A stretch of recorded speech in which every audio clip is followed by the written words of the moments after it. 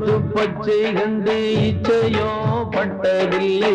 மேலும் நான் என்ன சொல்லட்டும்? யாருக்கும் பிச்சையிட பேருக்கும் செல்வம் இல்லை. நேரத்தை என்ன சொல்லட்டும்? அன்னையின் பாலை உண்டு ஆரீராரோ கேட்கவில்லை.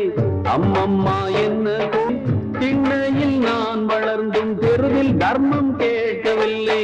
மேலும் ஏன் இந்த சிறுமை?